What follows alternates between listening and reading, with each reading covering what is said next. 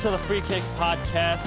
Welcome back to episode 3 of the podcast. I hope you guys have enjoyed the last 2 episodes and the last interview with El Parcero Philly, which was episode 2. Before I introduce today's guest, I just want to give a quick shout out to Andrew Deal for creating my brand new website. You can find that at thefreekicksoccerpodcast.com. You can find the latest podcast episodes on there. You can find more about the podcast. You can find out information about me. And, Drew and I have a lot of good ideas coming up, hopefully for the season and everything. So don't forget, if you guys haven't subscribed to the page yet or everything, it's thefreekicksoccerpodcast.com. Now, moving on to today's guest. He's been on this podcast multiple times and everything, and I'm sure a lot of you guys know him from either Bros Talking Soccer or the Soccer Tavern.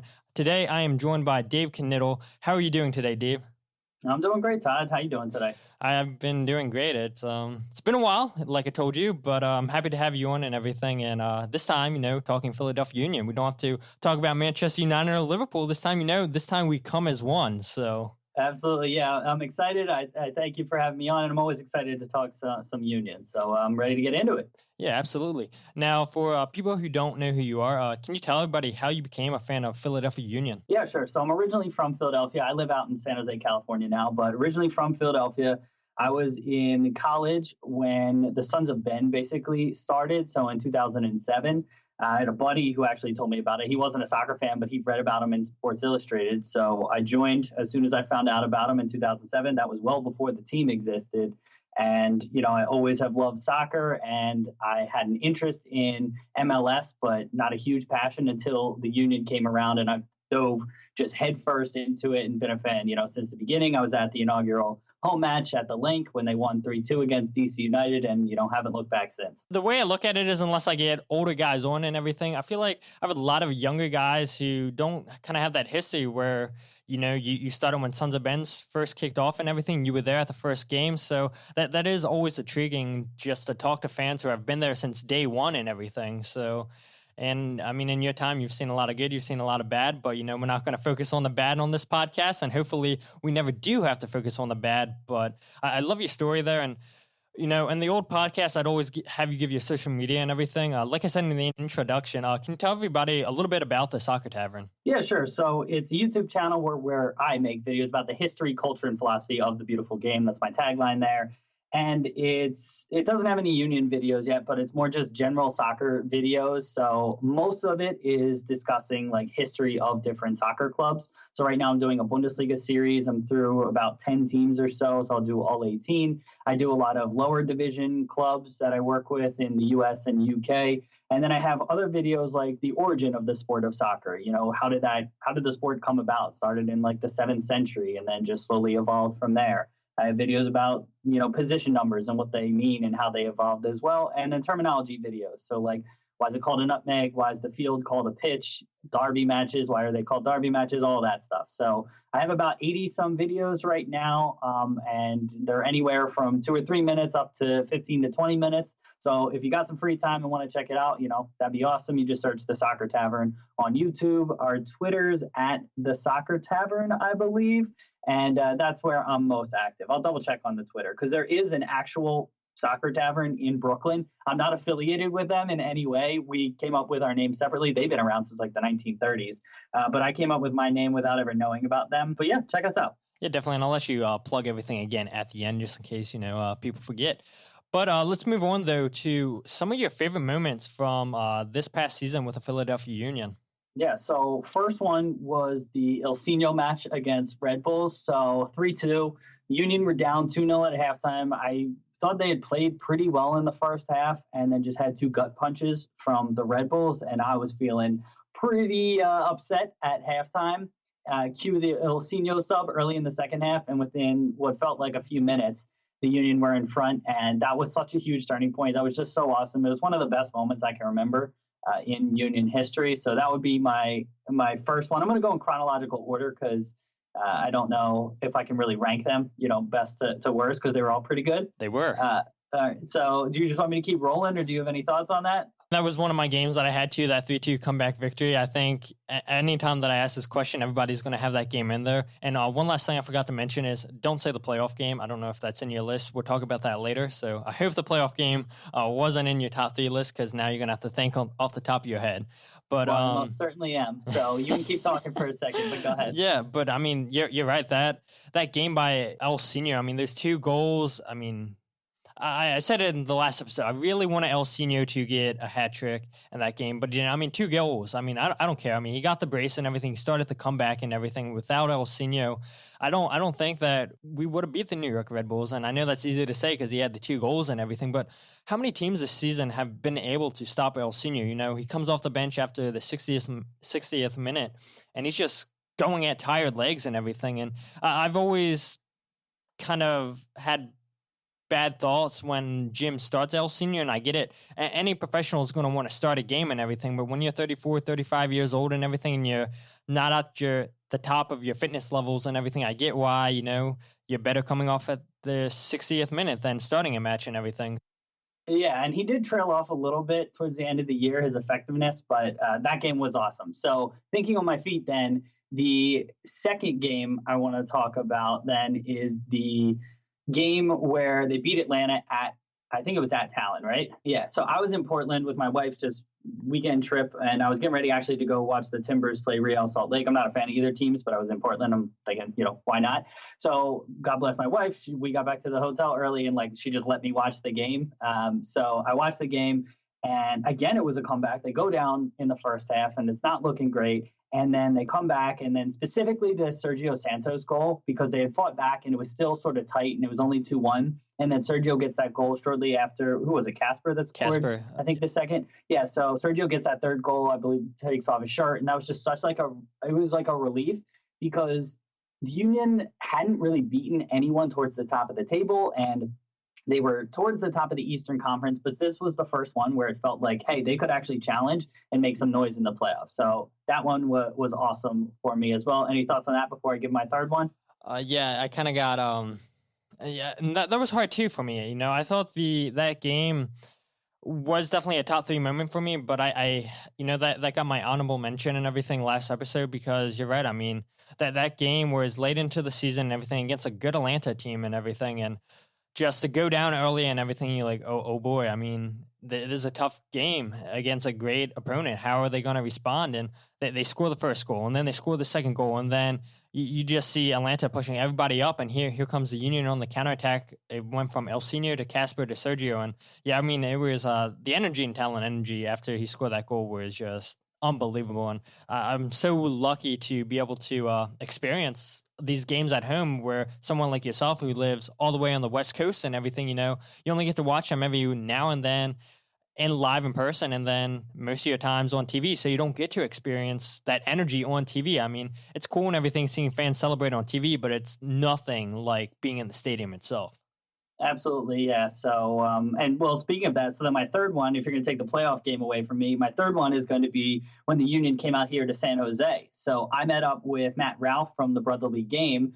We had interacted before. I had met up with him for an interview for a podcast that I used to do in person, but met up. We actually went to the game, and the Union did not look good whatsoever. I was convinced they were going to lose that game. Had a couple of VAR calls go their way, which I still don't know how exactly they went their way, but they somehow grinded out a 2-1 win and still kind of kept hope alive for them getting the top seed in the Eastern Conference. Didn't ultimately pan out, but that was such a cool feeling to be here in person, be one of like, there was probably like 8 Union fans in the supporters section that was with me, and to have them win was really cool. So I'll pick that as my third moment. Yeah, definitely. And actually, that was going to be my next talking point if you didn't bring up that game. So I'll ask you questions a little bit later about that game. So if you didn't listen to the last episode, I had the 3-2 victory on the road against Minnesota United. That's where Harris scored his free kick goal, and Auston Trusty got the game-winning goal. I mean, that is when I started to believe the Union were a serious team, because, I mean, you're the one who told me this when, I forget where we were talking, maybe it was on your old podcast or whatever, but you're like,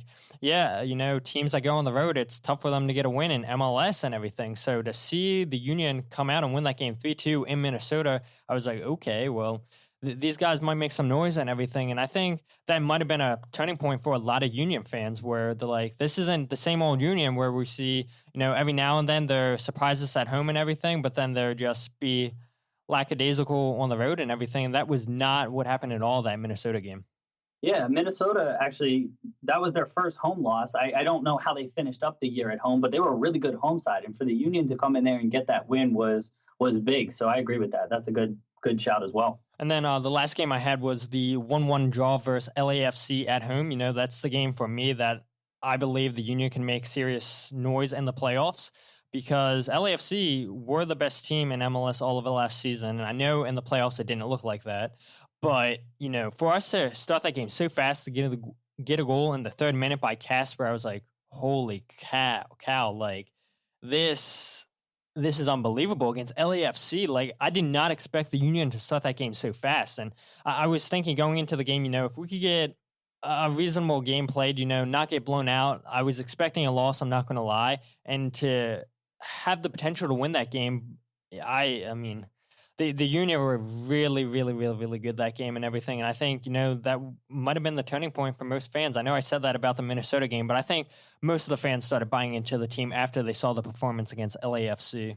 Yeah, agreed. I don't have too much else to add to that one, but yeah, it was a great game. Yeah, absolutely. Now, speaking of your game experience in San Jose, you said you saw the VAR calls. One, the Eriksson goal was called offsides or something, I forget.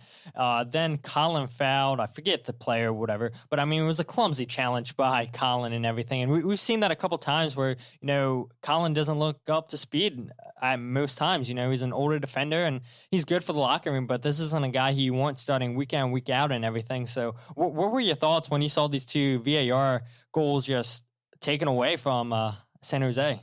Yeah, well, so on the Colin point, before I answer that, before the season started, I can't remember who I was interviewed or why I was talking about it, but I said if Colin started like 10 or 15 games, the team was going to be in trouble. And so I think it was good that he wasn't super involved. He did play a handful and a decent amount of games, but I agree with you. I think he's good locker room presence. If he's starting a bunch of games, the team is not in a great position. But to answer your question on the two VAR calls, because when you're in the stadium, they don't do a great job of explaining what exactly is happening and they don't show replays. So us in the stands, we really had no idea what was going on. And then even after seeing replays, the Eriksson goal getting called off, I still don't fully understand where the offside happened. And that it just is what it is. On the Colin one, usually VAR is supposed to be used for clear and obvious errors.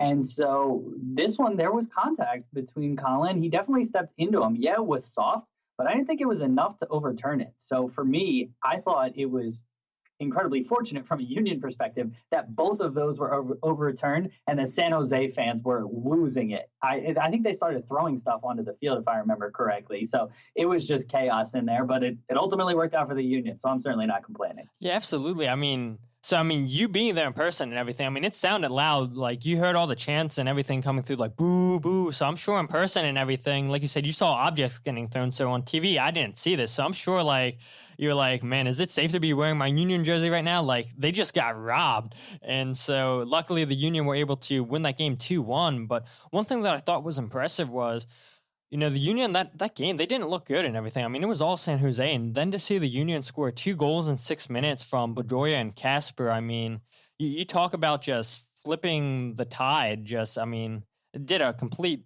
180 right there just to score 2 goals. And San Jose, they just were not expecting that. I wasn't expecting that. It was a late night game here on the East Coast and everything, so I was barely staying awake and everything. But I'm like, wait. Am I dreaming this, or did the Union really just score a second goal to go ahead and win or take the lead? And sure enough, they did. And then right after that, I think that's when the Colin penalty happened and everything, and they overturned it. And I was like, holy, this cannot be happening. And then it ultimately just ended San Jose's hopes of making the playoffs. So, you got to feel for the San Jose fans. And like you said, happy from a Union perspective, but for San Jose, that ended their season right there. Yeah, in fairness, I think that they had such low expectations going into the season. And then I'm talking about San Jose right now. And then they started horribly. Then Almeida changed up his tactics, well, he didn't really change his tactics. I think they just sort of started to embed in the team. And then he changed up a little bit of personnel and they really started to turn the corner. I think ultimately they finished probably where they should have, but the future looks bright for San Jose. But again, I'm certainly not complaining from a Union perspective. Yeah, definitely. And that's pretty much all I want to talk about on San Jose. I mean, I don't know anybody other than yourself that went to that game. So, I mean, if you're listening to this podcast and you were in San Jose for that game, I'd love to get you on the podcast. But moving on, though, the latest bit of news that has broke this week is not a player signing. It is the Union's renewal of Bimbo, whatever you want to pronounce it, 4-year deal. What are your thoughts on this, Dave? I see so many fans on Twitter that are split 50-50, like get rid of Bimbo or keep Bimbo. But what are your thoughts? I want to hear your thoughts. Yeah, so for me, I just think that I really don't care at the end of the day, but there's enough people out there that do care and there's so many good companies in Philadelphia. It's just, I would have liked to have seen them go a different direction. Now, having said that, Bimbo has been a sponsor since the second year. So I think it's like a 10-year partnership at this point. And I get it. I like that they're going to have a different brand on their second kits. So that one I'm in favor of, because Bimbo, whether you agree with it or not, it certainly has connotations. And, I know some women refuse to wear the shirts because it says that on there, even though it's a bread company. So I get that. And I don't know. I just feel like it would have been cool to go with a different brand from Philadelphia, but I guess I don't really care. I'm stumbling. I'm going in circles here, Todd. So it is what it is. That's kind of where exactly. And it's money, right? It is, exactly. And that's the point that I want to bring up is, a lot of fans are saying Wawa. They want a Wawa. I mean, that would have been cool and everything, but would Wawa have really paid over $2 million a year? No. And so it's like, you take who's going to give you the most money. Yeah, I get that some women won't wear the jersey. Like you said, it's offensive, whatnot. At the end of the day, it's a bread company and everything. And the Union, I mean, they want to see people buy the merchandise, but at the end of the day, they already got their money from Bimbo, so there's just nothing that they're going to change about that. And so it's like, you take whoever gives you the most money, because at the end of the day, that more money, you can put it back into the club, whether it's buy players, invest into the academy, expand the stadium, whatever. So, I mean, be realistic. Is Wawa really going to give you that money? Probably not. Well, also, it doesn't make sense for Wawa too, because Wawa is a regional brand, right? Like, if you're going to put your name on a shirt that's going to go out to a national audience and things like that, and I get that the Union isn't really on national TV very often, so never mind. Maybe my point doesn't resonate, but you understand brands that have a bigger sort of reach wanting to go after the kids. I will say this though. After the first contract, the Union's second contract with Bimbo actually went back. I think they were paid $3 million annually in the first one and went back. They haven't announced terms of this, but if they are making less than what they made last time, then I will have more of an issue on this, because I think you could have shopped around and gotten more from it. Or you should have had more. You guys should have had a better sales department or something like that, because MLS is growing. The Union's on an upward trajectory, and they should be able to get more money than their previous deal. So that's my only sort of disclaimer on that. Yeah, definitely. I mean, another thing that I liked about the Union and Bimbo deal was in the press release, it said, in addition, the Union and Bimbo will launch a new platform that will invest in youth development and community outreach. The Union and Bimbo will work with local community organizations to create youth soccer programs and will support local Delaware Valley areas. So, I mean, invest. I mean, that you do want to see that. You want to see the Union. You want to see these companies that are working with the Union invest in local soccer, because at the end of the day, you invest, you're going to get new fans of the team, and that's how word spreads around and everything. And who knows, these players that you're investing in, maybe they will be the next Brendan Aronson, Anthony Fontana. You never know. So it's like, I do like it from that perspective, but then some people might say to me, oh, well, any company would have done that. You might be right in everything, but at the end of the day, at least, we know that, yeah, this is the goal, this is what they're investing in, this is what they're going to do. And I agree with you. If they are getting less money than the previous two deals, then I am going to have a problem with it, but I don't think the Union's going to release that information to us. Yeah, no, I don't think so either. And along that front, even if you're not developing players, your soccer is such a community-based experience, all over the world. And I get that in American sports, we're franchise model and it's not true clubs. But anything you can do for an organization that's 12 years old, right? Well, I guess they were founded technically in 2008. So I can't do math. So, well, yeah, 12 years, right? 12, yeah, 12 years. Coming up 12 years. So, an organization. Well, technically, I guess 11. This is the 11th season. Yeah. Well, it doesn't matter. We can't do math, obviously. So yeah, obviously. But my point is just that they're a young organization, and in Philadelphia, it's very tough to break into the market. You have diehard, long-time, generational Eagle fans, Sixers, Flyers, Phillies, the big sports. And so anything they could do to get into the community, get their name out there, and just get more people playing soccer will ultimately translate to it benefiting the union. So it's a multi-pronged approach to getting into the community and helping out. So I'm happy to see that. Absolutely. And I think we've pretty much said everything we can on this topic. And let's move on, though, to player contracts and everything. Who's coming back next season? Who's been let go, traded, all that jazz. So I'll just list off the names of the people in case people, have been sleeping under a rock, don't know who's coming back next season. But we know Brendan Aronson, Ali Bedoya, Andre Blake, Jack DeVries, Jack Elliott, Matt Freese, Ray Gadis, Casper Shabelko, Sergio Santos, Cole Turner, Kai Wagner, Andrew Vutin, Joe Bendick, Corey Burke, Warren Cavall, Anthony Fontana, Olivier Ambazo, Mark McKenzie, Michi Galina, Matt Rial have all been guaranteed to come back next season. Those two players, Cole Turner and Jack DeVries, are both from the academy. Do you have any thoughts on these guys playing for the first team next season? I mean, nobody, unless you're a super hardcore person who followed Bethlehem Steel, I'm sure a lot of people are like, oh, it's just another player out of the academy. Well, so I know a little bit about them. So DeVries, I'm not sure how you pronounce his name. He's gotten some runouts with the national team. Yeah, the U17. Yeah, and so he's an attacker, apparently a pretty versatile attacker, which is good to hear. I think he can play as a striker or as a winger, which we don't really play with wingers anymore, but it's good to have that versatility. And then Cole Turner, from what I read on Philly Soccer page, which is where I consume most of my content for the Union, they were really high on Cole Turner. I think he can play either as a center back or as a central midfielder. I think he's on the larger side. So Harris wasn't a small guy. He was just incredibly immobile. But I think they were saying that he has kind of the same physical stature as Harris, but is more mobile and can pass. He can't pass as well as Harris because Harris might have been the best passer in the league. But they're pretty high on him. And so I'm curious to see. I mean, we saw Aronson get time. We've seen Fontana get time. I'm curious to see if they give him an opportunity to get some minutes. I think that, I'm sure we'll get to this later, but I think that they should sign some players to replace them. But I think both have some pretty high upside, and I'm excited to see them get opportunities, hopefully with the first team. Yeah, definitely. And I think both of them will, and I'm a little bit biased here that because Cole Turner grew up 15 minutes away where I live and everything, so he's another Maryland guy. So I'd love to see just another Maryland guy in the team, especially 15 minutes away where I lived and everything. So yeah, I watched him play a couple times for Bethlehem Steel. He was playing as a center back, and you're right. I mean, he is a tall stature. He is a good passer of the ball and everything. So I do see, maybe in a couple years, that number 6 spot could be his unless he impresses so much in preseason this season. Hey, the job's yours until we say otherwise. So I am looking forward to seeing Cole Turner get some minutes this season for the senior team. And same with Jack DeVries. I didn't see too much of the U17 World Cup games and everything with him, but a player that's already on the national team scale right there, there's got to be potential there. So looking forward to seeing these two guys play. But moving on, though, to the out-of-contract players, that leaves us with Colin, Elsinio, and Monteiro. We're not going to talk about Monteiro yet. We'll just talk about Colin and Elsinio. Give me your thoughts. Do you think either of those two are going to be back? I think Elsinio will be back in some capacity.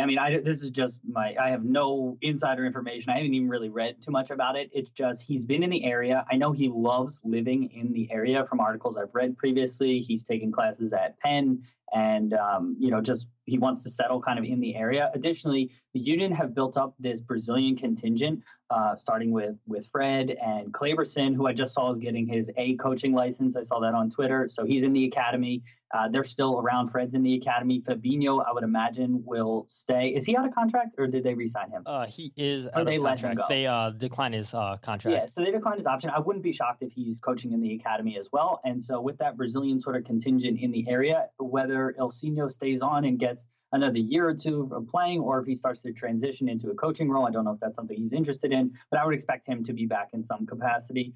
On the Colin front, I'm ready to move on from him. It's always good to have a veteran center back presence, but he plays center back the way that I do not like it being played, meaning he's overly physical. He tends to be, which I'm fine with physicality. It's just recklessness. So I compare it to David Luiz, right? So David Luiz is fantastic with the ball at his feet, and he tends to be overly aggressive and take unnecessary risks. As a veteran center back, I don't want that from my veteran center back. I don't want him rushing in there, especially when he doesn't have the recovery speed.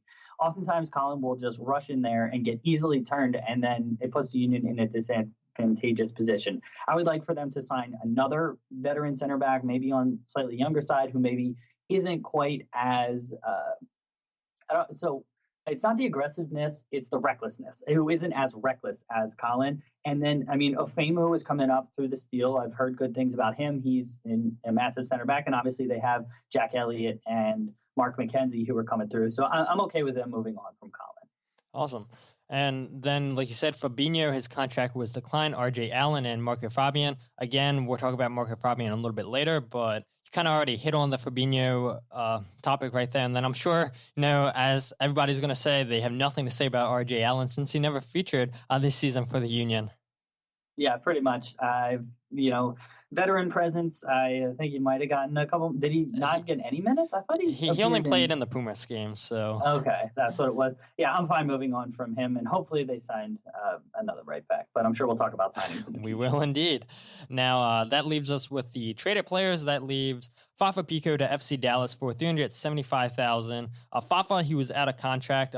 First, what are your thoughts on Fafa getting traded to FC Dallas? Who, by the way, again, if you're sleeping under the rock, we play FC Dallas February 29th at 6 p.m. Eastern time. Oh, is that the opener? We play in Dallas. So our opener at home, I should have said this earlier, is against San Jose, March 14th at 7:30 p.m. And the first game of the season's February 29th against FC Dallas. Oh, okay. Yeah, so that'll be the first game of the season. So what are my thoughts on Fafa moving there?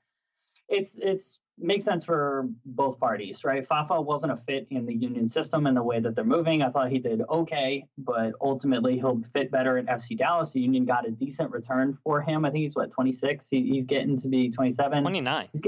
He's 29. Okay, wow. Maybe he joined at 26. That's what I was thinking of.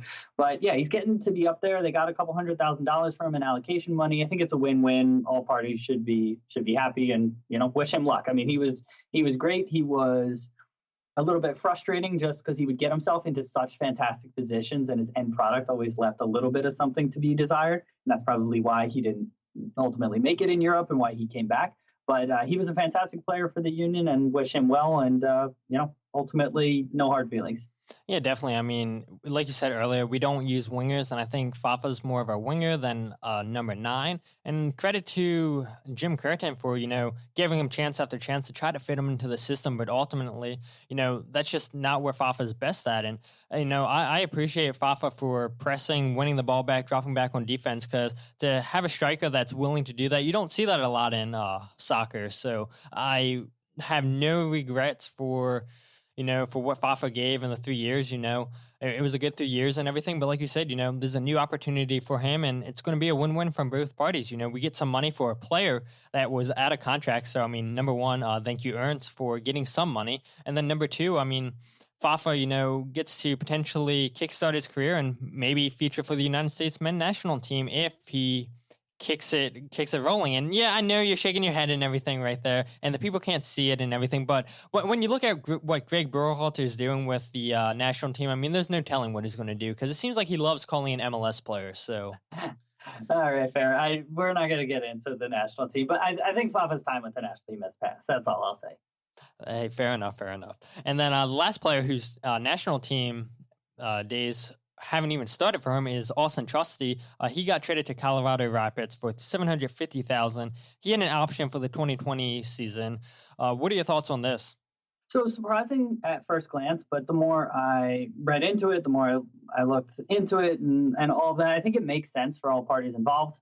I think Jack Elliott and Mark McKenzie are going to be the center back pairing moving forward. It would have been nice to have the depth in case someone got hurt, in case they lost form with Auston. But he apparently, again, this is, I don't know if this is rumors or whatnot, but I think he was asking for a lot of money in his new contract. And I don't know if the Union were ready to commit to that because he's a young center back who had fantastic sort of recovery elements. And so a lot of times he would make the highlight plays, but that was because he would have made mistakes earlier on. And so I think a lot of that, I'm okay with them moving on from him. I think that his distribution wasn't the greatest. McKenzie and Elliott are both far superior on that front. I wish him all the best. It was great that the Union got a return for him. I think that he has potential, but I think that Elliott and McKenzie are better now, and I think have more potential in the future as well. So, I really like both of them, and so I'm okay with it. To get 700,000, 750,000, whatever add-ons, and then they have, I think, a 30% sell-on clause or something like that.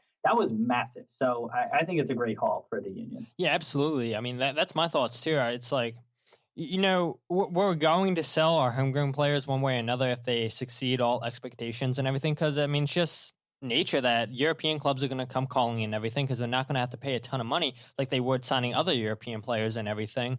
And so it's like, why wouldn't these European teams just invest in these young Americans that succeeded in MLS and everything? I mean, this is pennies to teams in Europe and everything. And I know it's a ton of money for MLS teams if they get a couple million for these guys. And that was my thing too, trading him to Colorado, I was like, he's still staying in MLS. We got a fair bit of money for him and everything. But like you said, that 30% sell-on clause, that is a good bit of money that we could be getting back if Colorado sells him in a couple of years to some European team now. I'm hoping that Auston can continue to grow, learn from his mistakes that he made last season for the Union. And, if he plays well, like I said, I mean, that United States call-up is just around the corner because I think, that's one area that the national team lacks is center backs. And if Auston can hit the ground running out there in Colorado, we could potentially see Auston Trusty get a call-up in 2020. Yeah, I think that it benefits him that he's left-footed, benefits him that he's taller. I think that he really needs to clean up his possession and distribution, and he needs to clean up a little bit of his reading of the game and recognition, but that's something Mark McKenzie struggles with as well, specifically the recognition. That's something young players have. So if he can do that, yeah, he has potential. I think that the way Berhalter likes to play, and with having John Brooks and Tim Ream in the system, they're both left-footed and they're fantastic at distribution. I think it would be tough for Auston to displace either of them. But if he cleans those up, he's 21, 22. I mean, he has a ton of potential. And, again, I wish him well. Absolutely. And then the last player that the Union aren't bringing back for the 2020 season is Harris Medunjanin. He was selected by FC Dallas in the 2019 MLS waiver draft. Harris is now officially an FC Cincinnati player for the 2020 season as they've struck a deal. Now, before I ask you your thoughts on Harris and everything, one thing I found interesting was Jonathan Tannenwald. He wrote a quote from Harris. He interviewed him. He said, "I want to stay over there," meaning Philadelphia Union, but the sporting director didn't want it. I think even before I started the season, I think he didn't want me to play, but I proved myself every training that I could be in the first 11, and the coach was behind me. Everybody knows that's Jim Curtin. And I had the feeling already the whole season long that he didn't want me there because he never spoke with me. I think when you are one of the key players, the sporting director should sometimes come to speak to you. What are your thoughts? I mean, hearing that quote that Ernst wouldn't even talk to a veteran player like Harris. So it's interesting. So I didn't know that. I heard pieces of that quote, but I didn't hear that one.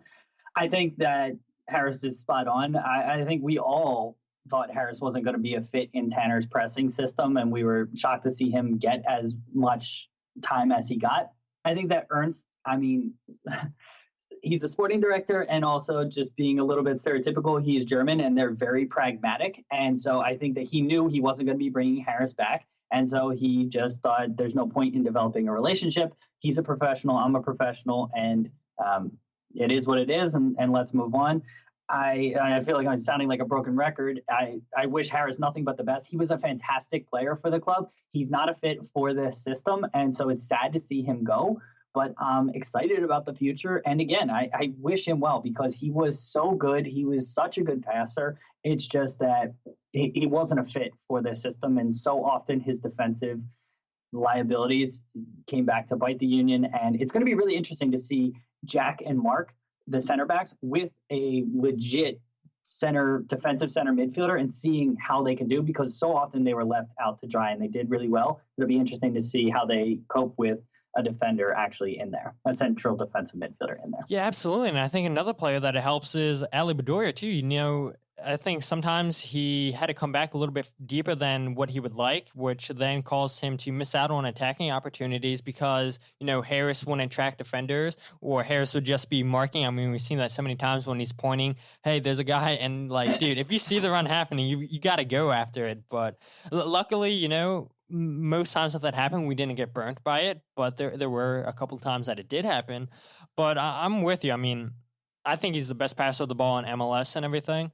And it was just time to move on. A player that's 34, going to be 35. You know, let's bring in somebody younger and everything. Harris spent 3 good years here and everything. But at the end of the day, it's like we can't be stuck on what somebody's done in the past and everything. We got to keep our eyes focused on the future and everything. And ultimately, Harris isn't a part of the future. Now, I'm going to go off with a hot take here. And I'm curious what your thoughts are here.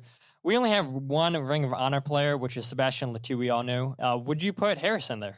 I would not. As fantastic as he was as a player, it's just 3 years, in my opinion, isn't enough time. I know the franchise is only 11 years old, as we've said before. And Letou, in all fairness, I don't know how many years he was even here with all the trades and stuff like that. But he was so productive for the team with goals and assists. I'm speaking about Letou. And Harris, you know, I know he played every minute this year and was a fantastic servant for the club, but I really think the Ring of Honor should just be for like really top line performers. I mean, I don't know if you plan on talking about this, but like Ray Gadis is an interesting one for me because he has been around for like 9 years or something like that. Like, if you make it 10 years with the team and you're the all-time appearance leader, yeah, he's never scored a goal, which is mind-blowing. It's coming. But, yeah, hopefully. And then we'll riot, right? Yeah. I just don't think Harris, as talented as he was, he's not enough to be put in the Ring of Honor for me. And honestly, now that I'm saying it, I don't think Ray is either. Yeah, definitely. I mean, I'm with you too. And the only reason I brought that up was because, again, I mean, Union Twitter can be such a funny place to read people's thoughts and everything. I mean, it's unlike any Twitter. other, I feel like. Any so. Twitter. Yeah, you're right. Any Twitter's like that. But, I mean, just getting into the Philadelphia Union the last couple seasons and everything, I'm like, man, some of these things people say, you know, are they even thinking? But like you said, I mean, that is Twitter. I mean, you see that with the European teams and everything. People aren't thinking with their head. But that was a good point. You know, we haven't seen a player in the Ring of Honor in some time and everything. And I agree with you. I mean, what Letou did, I mean, he's done a lot more than what Harris has done. I know Harris is number 2 or 3 on the list for most assists for a player. But at the end of the day, if you start giving players like Harris or, like you said, Ray Gadis, then it's just some club. It's nothing special and everything. So it's like you've got to have a fine line. It's kind of like the Hall of Fame, you know. You see for the NFL, you have really, really good players, or you have those Hall of Fame players and everything. It's the Hall of Fame for a reason, and it should be the Ring of Honor for a reason. It shouldn't be a ring of very good or a ring of 10 years with the club. So that's kind of my thoughts with that. So I agree. Let's move on, though. You brought up Ray Gadis, and we're going to stay on the topic of Ray Gadis. There's 4 players I want to talk about, starting with Ray. Do you think it's time to move on from Ray, or do you think he still has something to offer? So move on, meaning cut him and trade him, or just bench him? Thank you for getting me to open up a little bit more. Yeah, bench him. Yeah, I think it's time for him to go to the bench. He's on a reasonable contract. He makes, I think, 100 to 200,000, which isn't cheap, but he's a veteran player. He's versatile in that he can play left back or right back. He's literally the perfect bench option, you know, especially in the 18-man squad. But he has such restrictions offensively, and especially with Medunjanin moving on, I think that they need someone more offensive as a right back who can get up and get back, which is why it's somewhat disappointing that they moved on from Keegan, because I think he would be really good in that role. But, let's see what Mbaizo has, or go out and sign someone. Is it Mbaizo, right? Mbaizo's the right Mbaizo, yeah. yep. Yeah. Or go out and sign someone, because Ray has been a fantastic servant to this club. He still has a role to play, but he cannot be your 30-game starter if this team wants to take the next step.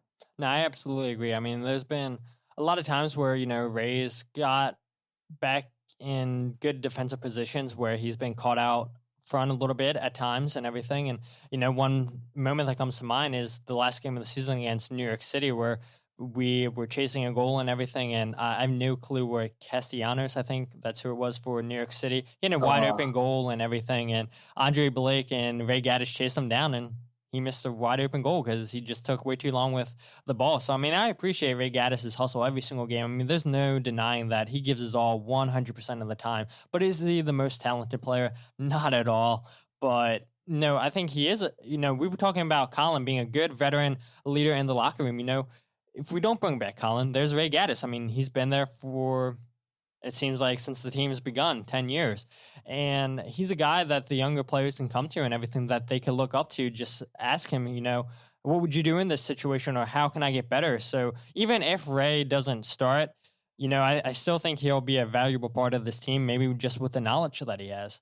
Yeah, the other thing is, I mean, he's a grinder. Like, he came through the supplemental draft, like 3rd or 4th round. He made the roster and he's stuck around, earned his way up. And so, again, yeah, I think he's a fantastic leader, and I want him to be around. I think it's time that they need to find a right back who's a bit of an upgrade. Absolutely. The next player I want to bring up is Andre Blake, the goalkeeper. I mean, we saw so many errors from Andre Blake, and I think I actually talked to you about this online, text, or whatever, I forget, where, we both thought that the time for Andre Blake to go was a couple seasons ago. Like, if you sell him now, he doesn't really have much of a trade value. Can you just explain your thoughts on that? Yeah, so the time to sell Andre was probably right after he won Goalkeeper of the Year in MLS. So that was, I think, 2 or 3 seasons ago. And I believe someone in England offered transfer for him, but he couldn't get the work permit because the Jamaican national team wasn't of a certain quality. So he just couldn't get the work permit. And I feel like ever since then, he's taken steps back. I don't know if it's a lack of focus. I don't know if it's a lack of drive, or if it's just other things, if he's just regressing and was just playing out of his mind. But he's giving up rebounds that he wasn't giving up previously. He's making poor decisions on coming out. And this isn't this isn't every time, but it's just in the past. Too many times. Yeah, exactly. He was so solid, and he's just not living up to that standard that he set for himself previously.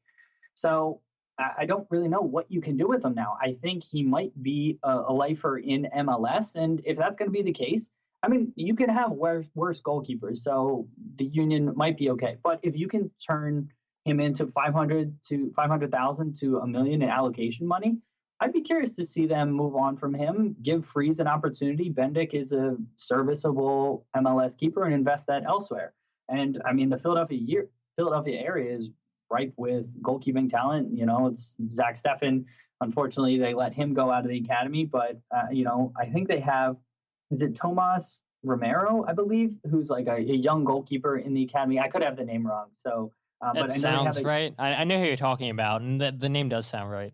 Yeah, but he was like a 16-year-old getting minutes with the Steel and was doing well. So I'd be curious to see how he develops. And, soccer's all about continuing to take assets, move them on, reinvest, grow, and, get bigger and better. But if they can't get that allocation money for Andre, I think he'll be fine as long as he cleans up a little bit of those mistakes. Because, I mean, he was at fault for, I want to say, somewhere between 5 or so goals this year, just with poor rebounds or poor decision-making. Absolutely, and specifically 2 of those goals in the playoff win against New York Red Bulls. But moving on to the last 2 players I want to talk about is Jamiro Monteiro. Do you think he comes back to the team next season? I don't think so, just because, I mean, the writing seems to be on the wall that he doesn't want to be back. I think that he was fantastic here, and I would like to have him back, but if he doesn't want to be here, I don't think it makes sense to force a player to be here. I have so much confidence in Tanner because of all of his signings pretty much hitting until this point that he'll go out and find someone like Monteiro, because none of us had any idea who Monteiro was in the first place before he was signed, and look how good he turned out to be. So if they can't sign him, I'm okay with it, and I don't want to force him to be back. And ultimately, I think that he doesn't come back. Yeah, I agree. I think he's a player that's destined to play in Europe and everything. I think he wasn't having the best of times at FC Metz and everything. Now he's kind of found his foot again, and he's kind of established himself once again. So whether it's FC Metz can strike a deal with the Union or somebody else, I think it's going to be a European club. I think he's a player who enjoyed his time in MLS, to find that joy in soccer again. But at the end of the day, he's a player who's 25 years old, who's from over in Europe and everything, who wants to test the waters. And, he didn't get that chance at FC Metz. And I'm sure there's going to be teams over there who have seen what he did for the Philadelphia Union and like, okay, well, we can afford to spend 2-3 million, whatever FC Metz are going to ask and everything. Because I will say, with the salary coming off with the players that we have traded, I think the Union do have the money there to bring Monteiro back. And I would even go as far as to say that I think they probably have the money to give him the contract that he would seek. But at the end of the day, players aren't going to just be in it for money. He's going to have aspirations to go over there and be in Europe. And I think ultimately we're going to see him play for maybe some lower championship side over in England, or maybe we'll see him play somewhere in Spain or Turkey or wherever. Yeah, I don't think it's a money thing. The Union should have the funds, and by all accounts, I think that they offered him. It's more just he doesn't want to be here. He wants to be in Europe. So I agree with you. Yep, and then the last player I want to talk about is Marco Fabian. I mean, I love what Ernst did, give him that 1 year and then that option and everything. And then reading, I'm sure you've probably seen this article where Ernst said that Marco wasn't even his guy to begin with. He had a couple other guys lined up, but it just didn't work out and everything. So I think it was smart from Ernst to, get him on a free, didn't spend anything to get him. And then you paid him a little bit over $2 million to be here, which is a good amount of money and everything. And he was worth the $2 million because he gave us that playoff win and everything. But ultimately, I don't think he fit into this team. Yeah, thank you for your time. It's time to move on. I agree with you. It was a calculated risk that didn't pay off, but they mitigated that risk by only having a 1 year deal with option years. Fantastic move by the club. Didn't work out. And, I shouldn't even say it didn't work out, but it wasn't a home run. And so move on from him at a $2 million salary, especially for the Union. You can't have a player like Marco. He needs to be a 15-goal scorer. He needs to be dominating matches, and he needs to appear in more than 15 or 20 games, and he needs to be starting. A lot of those appearances were substitutes. So thank you for your time, but it's time to move on, and I'm good with it. Yeah, definitely. I mean, shout out to El Porcero Philly last episode. I mean, he brought up a good point. We came from, in 2018, Bork Cal. Yeah, thank you. And Marco Fabian's more of the goal scorer, where Bork was giving us assists and everything. And so, I mean, I feel like we lacked a playmaker in the number 10 role that were feeding our strikers. There would be a lot of times where we would see Marco Fabian take those long strikes and everything. They would amount to nothing.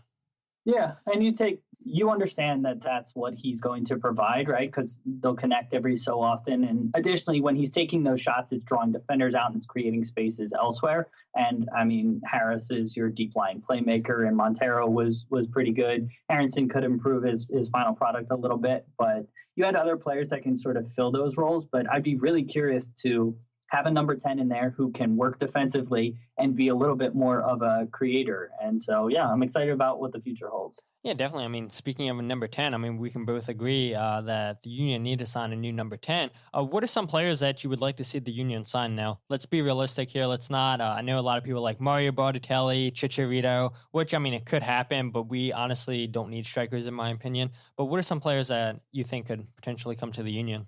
Yeah, and I know you had this on the rundown, but this is pure speculation. And so I couldn't even come up with names. I'll give you more just what I hope that they go after, player fine. Traits. Yeah. Especially because Ernst and the way he seems to operate as he find these hidden gems. There was a player right from Sweden that they were trying to sign who ultimately came out and said he's not going to move there. I think it's going to be a lot of players like that.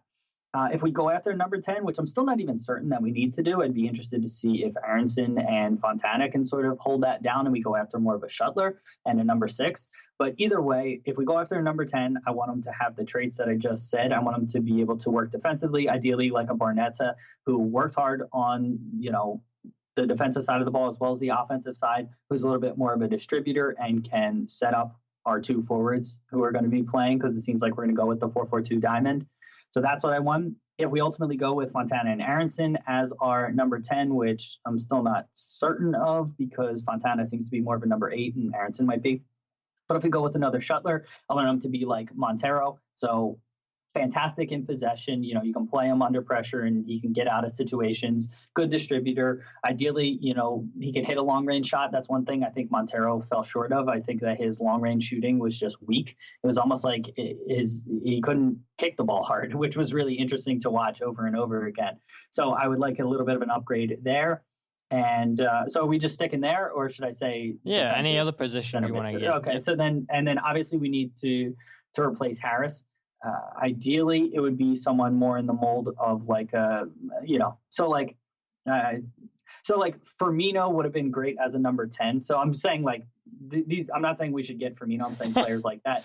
Can you imagine? It'd be amazing. Oh my God, he'd be the perfect player in that system. But he is the player that excels in like a 4-4-2 diamond. Even though he doesn't play that, he plays a 4-3-3 with Liverpool. He more or less functions almost like a center attacking midfielder. So defensively, someone ideally like probably like Conte, who's just a worker off the ball. And Conte's added a lot to his game offensively. So I'm not even necessarily looking for that. I'm more looking for someone who just runs their butt off defensively and can contribute defensively, because I think Bedoya, our number 10, Aronson, whoever, they can contribute offensively. And with Kai Wagner and hopefully a right back, getting up the pitch, we have enough offensively that the number 6 doesn't need to be our creator the way it has been the last few years. So that's kind of what I'm looking for. And then I guess might as well talk about right back. We need someone who can get up and down the flank. Ideally, Kai Wagner, but on the right side. That's what I'm looking for. Yeah, absolutely. I agree with you. And I think another player, if we're sticking with Liverpool,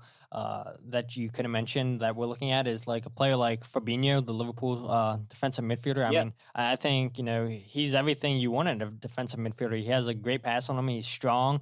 He rarely makes any mistakes, and he's versatile too. So if we can get a player like that to be in the number 6, I'd be really, really happy.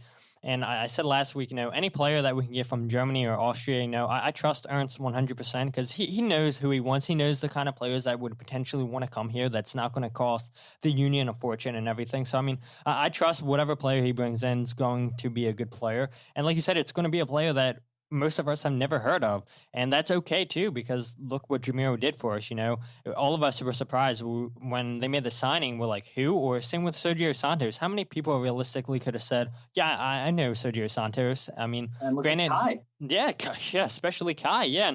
And, that's why I'm not really not really sure why a lot of people are getting on Andrew Wooten, like, oh, yeah, he's a terrible signing. Like, how many times have we seen players in MLS come midway through the season that have kick the ground running from the start? Not many. So it's like, give Andrew time. We saw in the German second division, he scored 17 goals. And a lot of people say, the German second division is just like MLS. So it's like, give him time. I think he'll be fine and everything. I just don't know why. Maybe that's just Philly fans. After a couple games, you don't perform, you just kill the player off. Yeah. That's a lot of fans. But I mean, Casper.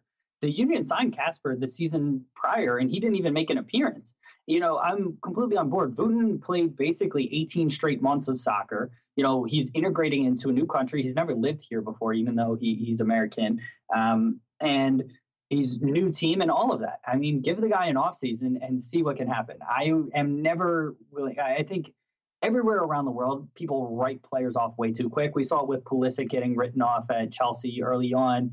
There's so many players that we forget that these are human beings, right? It's not a FIFA video game. It's not like, they're not robots. You can't just pick them up and they're a 79 here. They're going to be a 79 there, right? Yeah, that's true. Like, you have to get settled. Who knows what their personal life is like? Who knows what the locker room is like? Maybe the food is different for them. Maybe their sleep schedule. We saw with Maidana. He had like a very different sort of sleep schedule here. And so all of those things factor in. And so give the guy an offseason and then even a full year before I'm willing to judge. And he's also only on an 18-month contract, so it's like if he doesn't work out this season, okay, we can move on. But I am not ready to write him off whatsoever. Exactly. And so, I mean, other than any players that Ernst has an eye on, I'll just bring up this last player, Adam Lallana. I told you this through text and everything. I mean, he's out of contract at the end of the season. Liverpool do have an option for him, but ultimately, I mean, you being a Liverpool fan, I think you would probably say Liverpool won't bring him back.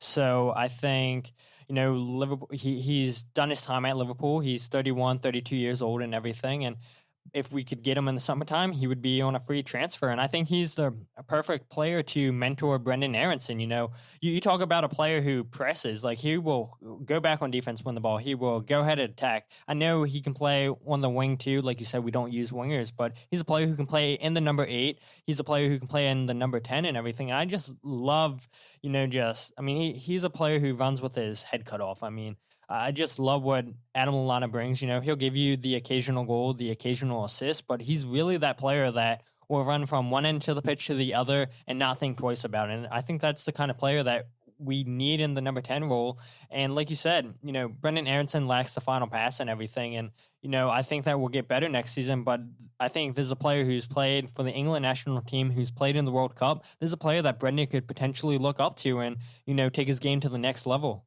Absolutely. I forgot you said him. Yeah, he would be a home run. Like, he's literally the player that I was describing before. I mean, he works hard on and off the ball. He's so good in possession. I was fortunate enough to be in England a couple years ago when he was still at Southampton. And I watched him play Crystal Palace. He was the best player on the pitch by far. And it wasn't even necessarily because of his physical attributes. It's just he never takes a touch wrong. And he's so silky smooth on the ball, the way Monteiro was this year for the Union. I mean, Lallana, I think, is arguably even better on that front with just maintaining possession. You can kick it to him anywhere below his head. He'll be able to control the ball. And like you said, he works hard offensively and defensively. Yeah, if they could sign him home run, like, I would be so ecstatic.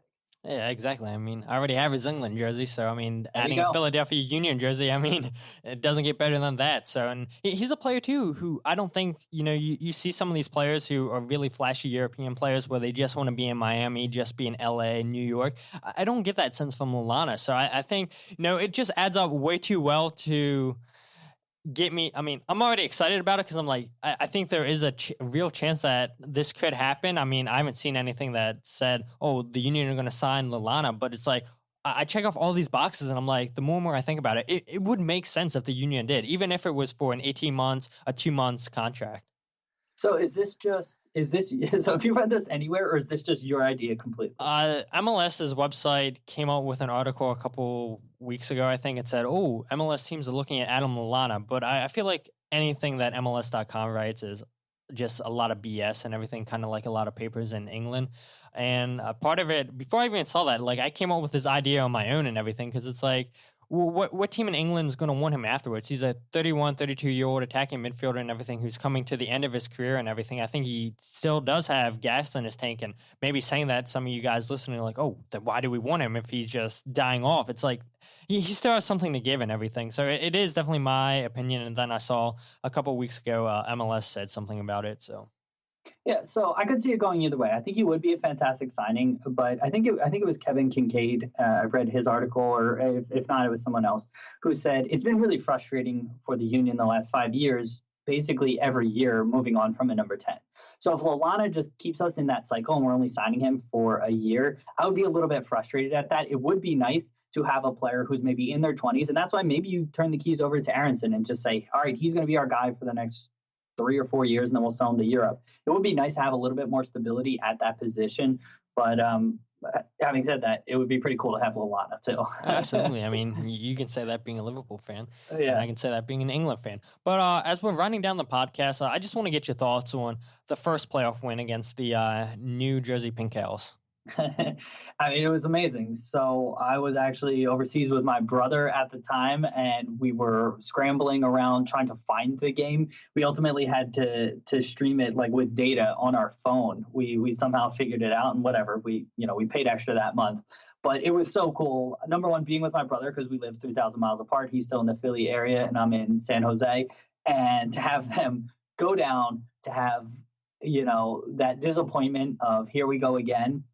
But still have the belief that they could come back, and then to have them come back in the dramatic way that they did it and to persevere, go through extra time. It was so freaking cool. And it was just, I don't even know what more I can say. It was just so much excitement from us, and just really happy we got to watch it.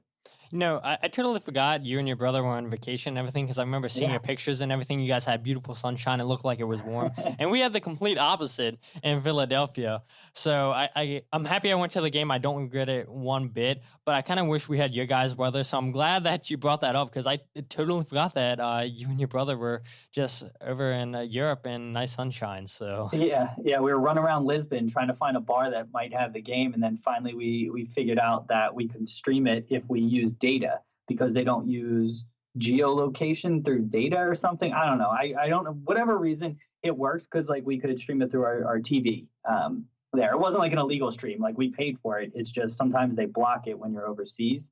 But we were able to watch it, and it was awesome. And the weather was nice. Yeah, absolutely. Now, I have a couple quick questions for you. And again, I'll let you plug the podcast at the end. But, the 2019 season, that's the standard now, in my opinion. We finish in the top 3 of the Eastern Conference. We host a playoff game. We win that playoff game, and then, we go on to the next round. But if I told you, the 2020 season ended with us finishing in the top 3, we won the playoff game, we hosted the playoff game, then we got knocked out the next round, would you accept that for the 2020 season? I think it depends. Right. So I'm not just a results like piece of paper person. So it's like, all right, we need to get to this round. I think that if we didn't stumble at the end, like if we were in first the whole year and then we just fell apart at the end, and that's why we finished third and got a lucky break in the playoffs, and that's why we won and then ultimately lost, I don't know if I would say that's progress.